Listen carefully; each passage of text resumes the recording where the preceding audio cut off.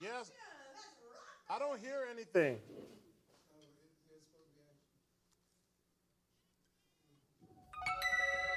Well, all right. Welcome in. But before you sit down, bring the energy because it's time to start the Sandra Show!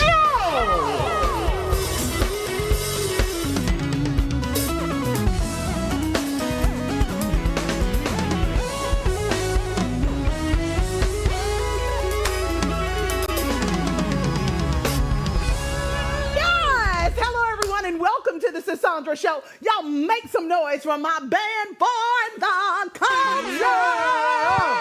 How y'all doing, fellas? Good. How are you? I'm doing fantastic. Okay, it's a special day today. Every day is a special day. Come on. But for now, I need y'all to go ahead and get all comfy. Yeah. Grab your bubbly beverage and let's get this show started. Let's get it started. Y'all, this one hurts. What's Ben without Jerry? Child, this ice cream drama is sweeter than the dairy. Let's get into it.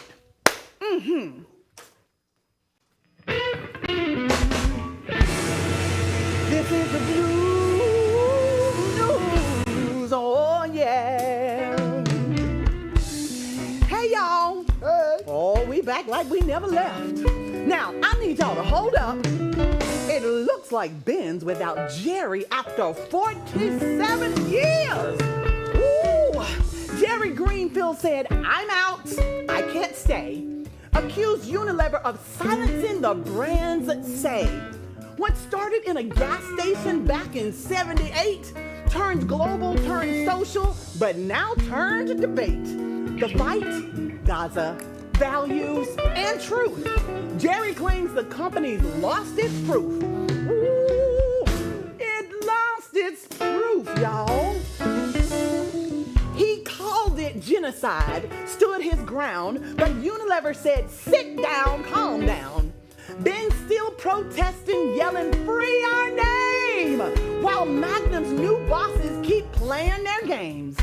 Jerry bowed out, but his fight goes on. Said the mission's bigger than ice cream cones. So yeah, it's rocky road. Pun intended, my friends.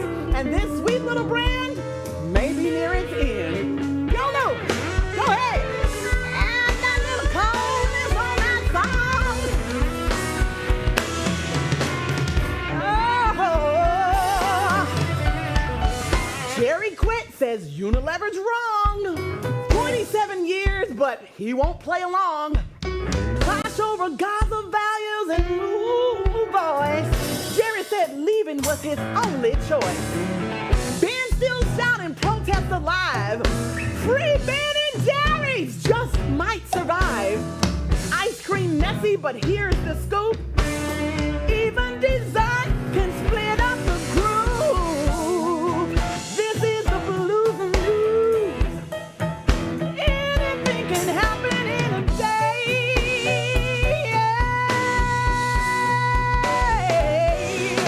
Well, we'll do it again, same time, same place. And we'll do it the Sandra Show way. This has been the blues. Oh, yeah. Woo. Yes. Can y'all believe it? Come on, we love Ben and Jerry's. This cannot be happening. What is going on? It's going to be all right. We're going to work this out. We're going to work it out. We're going to have to work this out. We're going to work it out. We got to, though, We sis. have to work it out. A little because, rocky road. I I need a little cookies and cream. Stop it. You know what? And we need, speaking of ice cream today, because it's so important, y'all, today is Chris' birthday. Whoa. It's okay. One time for the birthday boy. One time for the birthday boy. Now, you know I can't dance. I appreciate you. Happy birthday to you. Ooh. Oh, You turn see? up, Luke. Turn up. Luke. Turn up for me. Listen, y'all, let's move on. We wish you the happiest birthday. Thank you so much. Let's get into today's conversation. Now, motherhood is often painted as this beautiful, glowing season. Soft blankets, sweet cries, and overwhelming joy. But what happens when the joy doesn't come? When the nights are darker than the days and the weight of a newborn in your arms feels heavier than your heart can carry. For some women, postpartum depression alone is a battle. But imagine facing that battle in silence while also enduring the pain of abuse, bringing life into the world yet secretly fighting for your own. Today, we're opening up the conversation about what it's like to be a mother in the shadows, nurturing a child while trying to survive your own storm. Y'all, it's about pain, yes, but also about hope, about healing, and finding your way back to the light. Would you please put your hands together and welcome to the lavender couch, Miss Erin McFarley.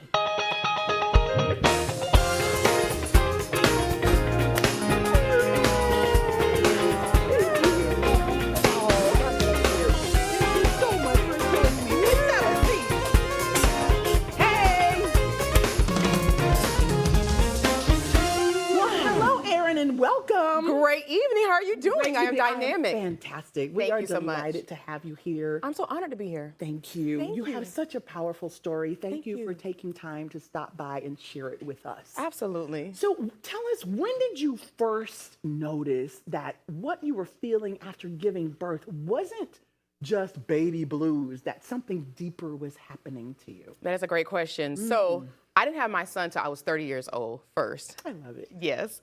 And so I've always been a very strong person. And I know myself very well. I do a lot of self-regulating, all those different things.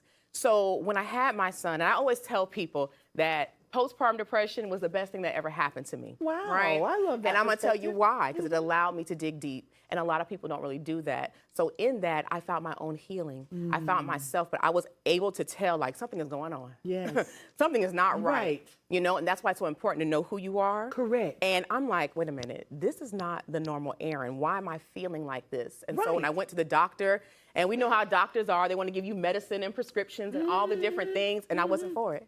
And so I had to find a way to really get there and to really get myself into the good space. So when I realized something was wrong, I was like, wait a minute, we need to get help, guys. Ooh, so you didn't take the medicine, No. but you saw the doctor. Yes. What did you find that helped you come back from postpartum depression? Because I went through it. I have 3 children. Oh, you look It good. only impacted me on my 3rd child. And I had no idea about it before then. Well, I'm going to tell you, Cassandra, in my first book, Rise of Overcoming Depression, Strong People Get Depressed Too, I talk about how, especially in the Black community, we do not talk about postpartum. We do not talk about depression. No, we don't. We call it the baby blues, right? And sometimes it's masked in other ways, Yes. right? And what people don't know statistically is that postpartum depression can last for years. Yes. It can go on to years, and it rolls into depression, it rolls Yes. into anxiety, and all the different things. Panic attacks, And all I'm of talking that. about Yes. the angry Black woman. Yes, girl, the sister full needs a hug. gamut. She just needs Yes, a hug, yes, right? yes. Because she's probably dealing with something Yes. with the kids and things of that nature. So with the postpartum, it really opened up my eyes. Because I'll be honest, I didn't know about that. Honestly, No, speaking. I'm with had you. I didn't either. I had never heard anyone in my community saying, "Girl, I got postpartum. I just can't deal with it." Right? Never. But the doctors, they wanted to give me prescriptions. They want to give me medicine. And again, I'm not saying that you can't take medicine, right? I am not a doctor. However, I'm really big on holistic health. Yes. And what I did was I really did a lot of soul searching. I dug very deep within my own spirituality, and I was able to start journaling. I learned more about myself. And when I told you that depression was the best thing that happened, girl, when I tell you, it allowed me to dig deeper for things that I didn't even know that I had dealt with in childhood. Wow. And that's the problem with a lot of our people. We don't want to do that work sometimes because it hurts. It sucks, right? It's not Sometimes you don't always even good. know the work that you don't need even to know. do, Erin. Let me tell you. So you go through the postpartum, and then it's like it opens you up. It You're either does. going to search or you're going to get stuck. And I love Exactly. that you searched. Now, motherhood is supposed to be celebrated. Yes. Did you feel pressure to put on a happy face while like silently breaking inside? Because I've always been that strong friend. I've always been the go-to person, not necessarily having too many people pour into me. And when I was expressing that something was going on, no one believed that I had postpartum. Like, no one in my family. Because you're fine. Because I'm fine. Yes. It's Erin. You're great. You're good. You're smiling. And if we think about people like Robin Williams, Don Cornelius, these people were smiling. These people were entertaining, and they were dealing with depression. And unfortunately, they committed suicide. And so I was very aware that as a mom, I couldn't have my son, and my son's in the audience today. I could not have him be raised with a mom who was depressed, right? Correct. So we talk about generational curses. Correct. But we need to talk about generational choices, and the choice to actually stay in a depressed state. I could not have that. do it. Right. No. I could not allow my son to see me like that. So I purposely went into hyperdrive of fixing Erin, seeing what was going on, and I found other things that, girl, I wasn't even aware of that I had to work on. Wow. Yeah. You know what? I love the fact that our children can make us want to be better. Oh, my goodness. They make you want to live. They Yes. make you want to just see what I can do to get to the next step. So Yes. your son is there. You're going through all of this. I found out, Erin, from my boss at work. It was so wonderful, like you said, to find out about it, because then you can grow. Correct. And I said, I'm not feeling good. I don't know if I should be at work right now. She did the research, and she said, Sandra, you just had the baby. You're probably going through postpartum. And once I learned that, it helped me to understand that I need to get closer to God. I didn't do medicine either. Yeah. It just makes you soul search. Yeah. And baby, I went way back, like you said, Yeah. to our childhood, Yes. because those things are kind of like kept. We do things and throw them down in the dungeon. It's put in and we that gotta let 'em closet. go. You put them in that closet, Yes. right? Yes. And like you just said, hold things on. I'm a firm believer. When you hold things on, you cannot be open to the blessings that are You for cannot, and we Right. want to be open to blessings. We're going to be right back. We'll take a short praise break. I'm here with Erin. Don't y'all go nowhere. For the culture.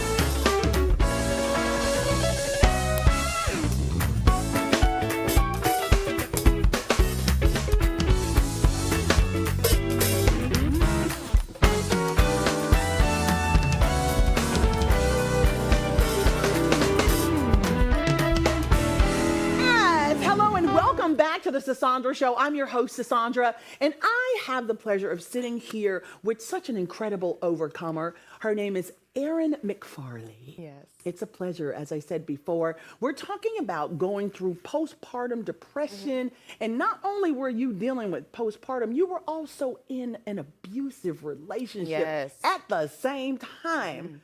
Whew. So how did those two struggles collide, Well, Erin? I'll say this. They weren't necessarily at the same time, but what I can say is for myself, sometimes we'll think that we'll never be in a position, right? Yes. And we can say, oh, I'll never be there. And that's the space that I was in. And once I realized, and I'm gonna tell you guys how I got started. I went into entrepreneurship, and my spouse, who I was with at first, it was, oh great, you know, not really thinking anything's gonna happen. Then I got my real estate license. Then I started speaking at schools. Then I started telling my story about my postpartum and all the different things. And towards the end of that relationship, he was just not happy, and he tried to take my life. And so, like I tell people, oh yeah, no, it's fine, because guess what? People have to realize, and at one point in my life, I was very ashamed of that, because I am a strong person. I am the person that people go to for that. But I'm a firm believer that life doesn't happen to you, it happens for you, right? I love and that. so this happened for me because I am a speaker, right? And I was like, well, dang, how can I even speak about this? But I have to use my voice to free the captives, right? Yes. There's so many people Set that 'em are free. set them free, right? Yes. There's so many people who are living in this trauma. And again, remember, domestic violence is just not physical. It's emotional. It's financial. Yes. It's spiritual. It's verbal. It's everything. Honey, Yes. it's everything. Yes. Anything that does not make you feel good, that someone that you love is providing to you, that is just not going to work. So I had to utilize my story to really not just help myself, but to help other people, right? Not just women, but men, because 13% of men are domestic violence victims as well. Yes. I'm just Isn't that saying. amazing? I'm just saying. And when they come out and say it, it's like people don't believe They don't. that men go through abuse, don't. but they really They do. do. They really do. So did you feel guilty for not feeling the joy of motherhood that everyone expects, or even ashamed to admit that you were going through everything you were going through, from postpartum to domestic violence to I was very pleased to be a mother. Again, I didn't have my son. I'm 42 now, but I didn't have my son until I was 30. So I was very grateful for having my son. And what's so beautiful is unfortunately, the day after I had my son, my uncle passed away. He waited to hear that my son was born, and then one of my friends got killed a few days later. So in the postpartum, it wasn't necessarily me with my child per se, but all the things that were happening Right, afterwards. right. And being able to look at my baby, and that's why I said I knew that I could not be like this for my child. Right. I can't raise him in a space where I'm depressed, crying, angry, and all the different things that should not be transferable, because energy is very transferable. Yes, it is. And my baby was a very happy young man, and so I wanted to ensure that, because I'm a very happy person. I always have been, but that's why I knew that postpartum, I'm like, wait a minute, honey, this is not right. something is like blurring the lines. The We need puzzle to- pieces yes. ain't connected. No, it's right? so true. So yeah. Yes. Wow. So healing as a mother, can you tell us, how did you begin to reclaim not just your life, but your motherhood, showing up for your child while also trying to heal yourself? Because I was happy too. I told you I went through postpartum depression. It was like, oh my God, I was so ecstatic to have my child. Yeah. But the feelings were so strong from just the hormones, the emotions. Yes. I lost my grandmother. My brother passed away. I was working at a company. My coworker fell 40 feet out of the air into the floor in front of me. This all happened right when I had my child. So as ecstatic as I was to be a mom, it still took me away from my child in a sense of emotionally. Right. How did you deal with all of those struggles and bring yourself back to him? I had to remember, and a lot of mothers have to remember, that you got to come first too, right? Yes. If I don't be the best Erin I possibly could be in the highest versions of myself, I could never be a good mother for my son, right? Right. And so because of that, I fought for me first. Yes. Because fighting for me is fighting for him. Yes. So I fought for myself, and I put myself in a position where I got into entrepreneurship. Right? I threw myself into entrepreneurship, really wanted to get going, started doing network marketing and all the different things, and was moving up and met all the greats and all that type of stuff. And that really propelled me into my self-healing journey, right? That propelled me into journaling, into me becoming an author, because I was holding my book and all this trauma for years. Inside of you. Oh my gosh. Yes. Oh my gosh. For years, right? And I'm so grateful for one of my mentors, Les Brown, and just Great taking mentor. Oh my gosh, Oh my amazing gosh. mentor. Yes. And just knowing that my story, as I said before, it frees people. Yes. And it has freed people. And I'm just so grateful that I had it within me to share my story and to share my light. And to let other people know that we're reflections of each other. Correct. On the other side of your depression, honey, is this. And Yes. you can have this and more if you go just after it. keep pushing. going. That's Yes, it. Absolutely. yes. And I love what you said about making sure that you save yourself first. Yeah. It's not a selfish thing. No, it's not. Because when you think about Even when you're on the airplane, what do they say? Put the mask on. Put the mask on you first. Yes. Because if you're going to help somebody else, you need air. Correct. You need oxygen. Correct. You need to be able to survive. So save yourself and save your family. Absolutely. I love it, Erin. Yes. So our guest today, she has spoke about domestic violence. She's a domestic violence survivor. And you know, there's a version of us, a younger, softer us, that once believed love shouldn't hurt. That being chosen meant being safe, that kindness would be returned. But sometimes life doesn't protect the innocent. And too many women learn to survive love before they ever learn how to receive it. Before the show, we asked Erin to take a quiet moment to sit with the version of herself who endured. The woman who smiled through bruises, the girl who kept quiet, the heart that broke silently over and over. We handed her a notebook and a pen and gave her space to write a letter to that woman, that girl, that fighter. Not to revisit the pain, but to speak life, to give back the voice that was taken. To say, you didn't imagine it and you didn't deserve it. This is sacred. This is healing. This is Dear Me. Erin. Awesome. Well, I really appreciate you all doing this because I'm a big journaler and I love to write. And I wrote it to just a woman enduring the trauma and kept myself in mind during that and in those spaces and times. So, you are worthy. Your life isn't happening to you, it's happening for you.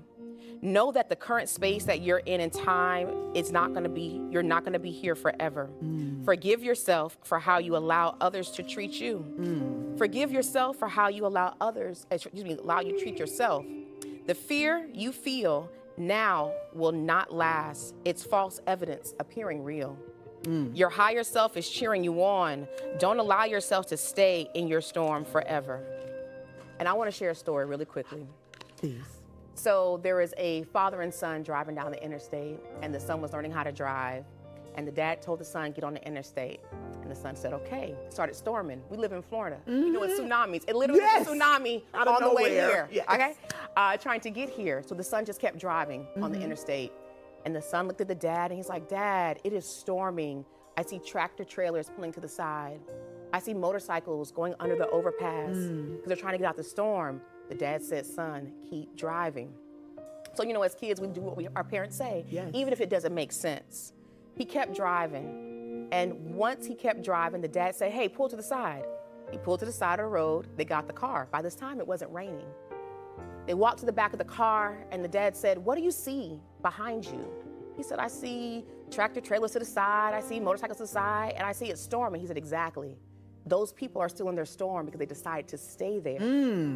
We kept going, and that's life, right? Yes. If you decide to stay in that storm, you're gonna be in that thing forever, baby. Yes. But if you just keep going and keep moving forward, the light is at the end of the tunnel and the storm is over. I love that. That's right. That's powerful. It is. Thank you for You're sharing very that welcome. story with us. Yes, ma'am. Your Dear Me was so powerful as well. There was a version of you who stayed. What would you want women in that same space to understand now? That life is precious and we all are here for a certain amount of time. And you have to find your purpose. Now, the situation you're going through is part of your journey. It's supposed to be part of your story, but it doesn't mean that's the end of your story. Ooh, and so therefore you need to come out of it and know that there's other chapters within your book. I love that it's a part of your story, but it's not the end right. of your story. That's right. That's strong. So if the younger you could speak back right now, the younger Erin, what do you think she'd say to you? Thank you. Why is she saying thank you? She's saying thank you because she continued to keep going. She didn't always feel loved in childhood. She didn't always feel loved as an adult. But she kept going. And You kept she would going say thank through you. the storm. She kept going through the storm. And she you would say look thank you. behind you. And look at me now. Come on now. Why don't you look at her now? So reading those words to her out loud that you wrote, what came up for you in that moment, in this moment? It was all part of the plan. So you just accept it as part of the journey. Absolutely. I mean, why not? I mean, diamonds are made under pressure. I'm not a pipe. It's so Right? true. Come on. I'm just saying. And you shining. I'm just saying, Cassandra. Bright You see this green like dress? a diamond. Come I'm on, just girl. saying. Yes. Okay. It's such a pleasure sitting here and Yes. talking to you. Thank you so much Awesome. again. Thank you, Yes. thank you. Thank you for having You've me. been so healing for so many people. I'm sure your story will resonate with others. There's so many women that are giving birth and not understanding They the don't. emotions, Especially our after women. having a baby, Yes. because we never talked about No. it. So you opened up and you shared it, and Yes. it will be life-changing for so Absolutely. many people. Until next time, I want to say to our viewers, thank y'all so much for joining us. We will be back here tomorrow at 7 p.m. for The Culture. Yes, You can ma'am. Please get us out of here. All right now. Thank you so much, sis. All right, y'all at home and y'all on your phones, come on, just scan that QR code at the bottom of your screen, because we've got so much more exclusive content for you only right here on the Cassandra Show. First, we want to say thank you for y'all coming by and hanging out in the beautiful Carmarosa set. And thanks for hanging with our amazing guests. So, until next time, we'll all be right here ready and waiting on you only on the Cassandra Show!